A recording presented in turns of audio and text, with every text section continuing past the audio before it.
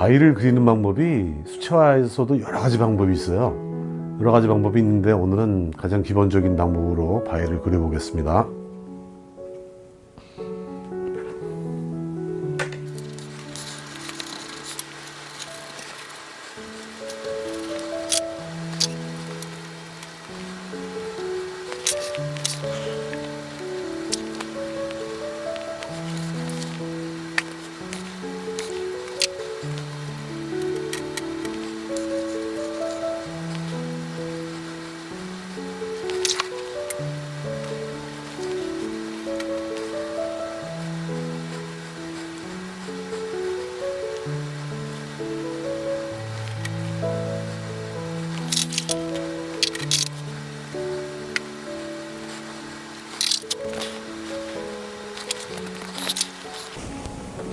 마르는 시간을 적당히 봐서 이렇게 그 물을 붓으로 맑은 물을 찍어서 이렇게 주거나 또 손에 물을 튕겨서 바위의 질감을 표현하는 방법으로 오늘은 한번 그려보겠습니다.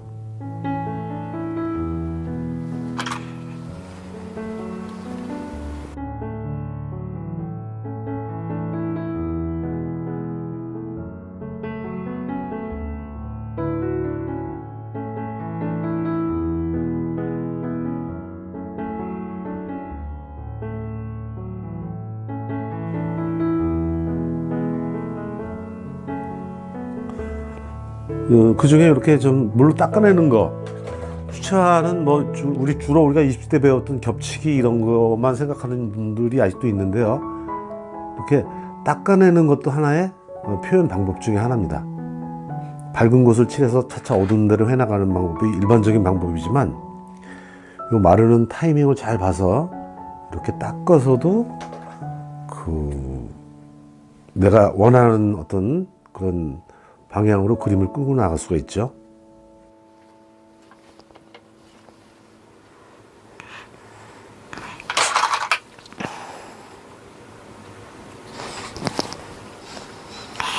바위의 그 표현 중에서 중요한 거는 뭐 색이나 그 기법은 좀 다르더라도 제일 중요한 건 바위가 갖고 있는 기본적인 형태의 명암이 만들어지는데 이렇게 좀 패이거나 튀어나오거나 이렇게 패이거나 튀어나온 것 같은 이런 표현이 상당히 중요합니다. 이것이 바위가 갖고 있는 특징 중에 하나이기 때문이죠. 이렇게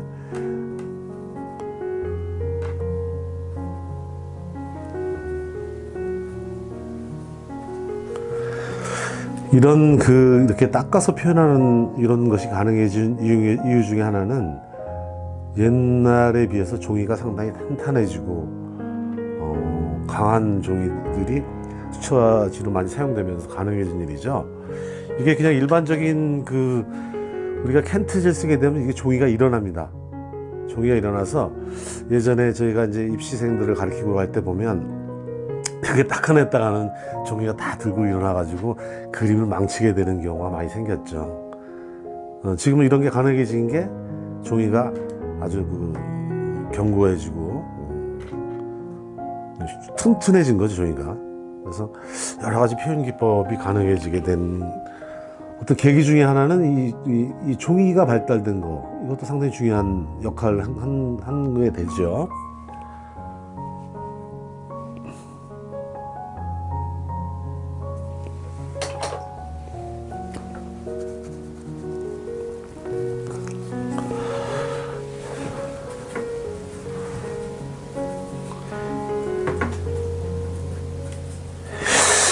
이 바위의 표현에서 아주 중요한 것 중에 하나가 있어요. 아무리 밝은 물체, 만약 이 경우는 지금 밝은 바위는 아닌데 거의 화이트에 가까운 밝은 물체의 바위라고 해도 조금이라도 반드시 어두운 데를 잡아줘야 됩니다. 이렇게 어두운 데가 없게 되면 그 물체의 무게감이 없어져요. 그래서 풍선처럼 된다 그러니까 나는 이상하게 그림을 그려놓으면 왜 이렇게 가볍지? 이렇게 되는 그 이유 중에 하나가 어두운 곳을 잡아주지 않았기 때문에 그런 현상이 생기는 경우가 많이 있어요. 그래서 이렇게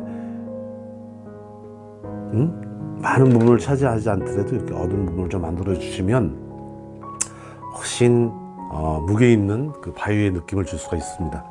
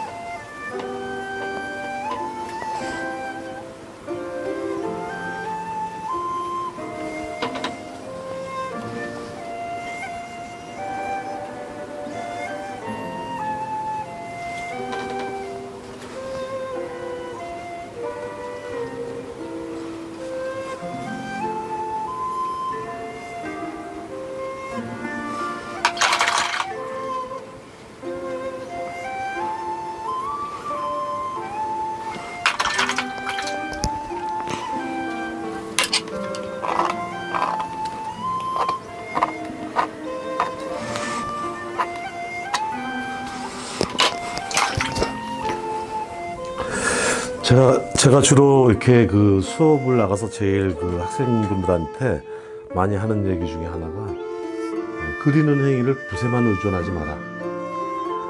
붓을 떠나서도 이렇게 나이프라든가 뭐 그밖에 휴지, 비닐 등등 주변에 모든 게 수채화를 하는데 전부 활용될 수가 있어요. 그래서 우리가 어려서부터 맨날 이 붓질하는 거기 너무 고정관념화되어 있는 습관적인 어떤 표현 기구 이거는 조금 벗어나서도 자기만의 세계를 만드는 데 많이 도움이 되실 겁니다.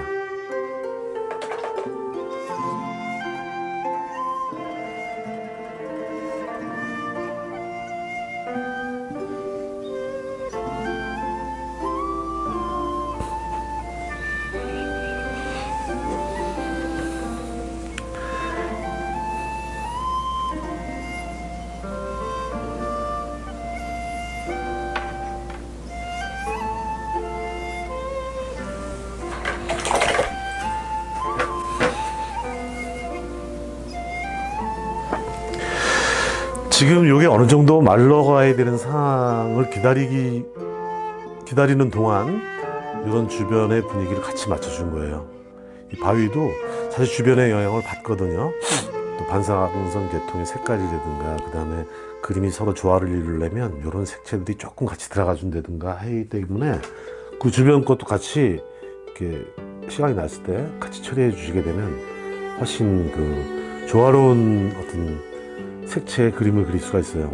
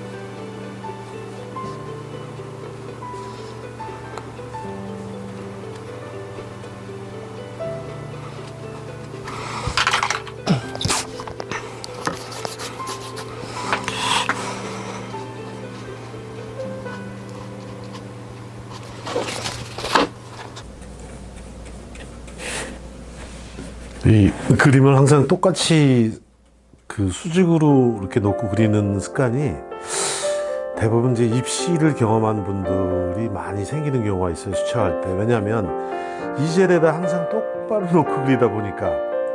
그래서 그렇게 그리다 보면 어떤 경우가 생기냐면 물이 위에서 아래로 흐르죠. 그러다 보니까 여기 칠한 채색이 이렇게 밑으로 흘러서 여기 그림을 망치는 경우가 많습니다.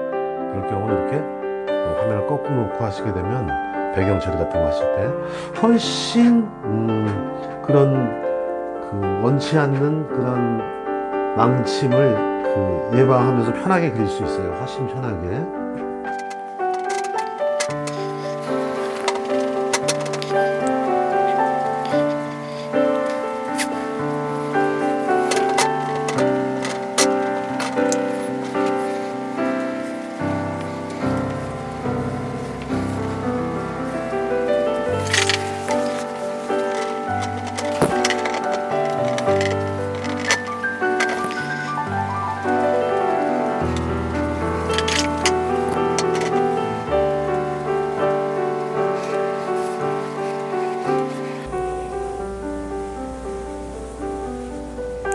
되게 중요하죠.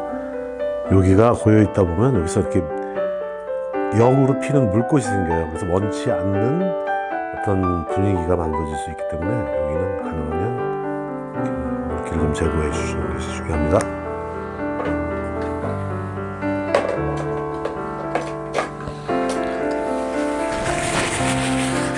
이게 조금 넘어와도 상관은 없는데요. 어쨌든 내가 원치 않는 거라면 이렇게 마르기 직전에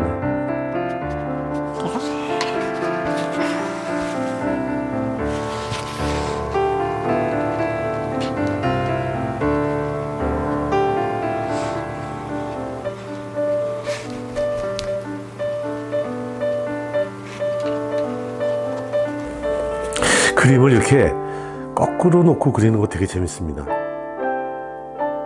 그리고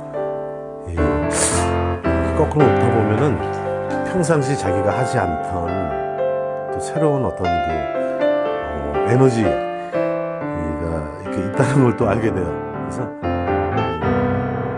거꾸로 놓고도 한번 그려보는 거 재밌을 것 같아요. 저는 그래서 가끔 이렇게 거꾸로 놓고도 많이 그려봅니다.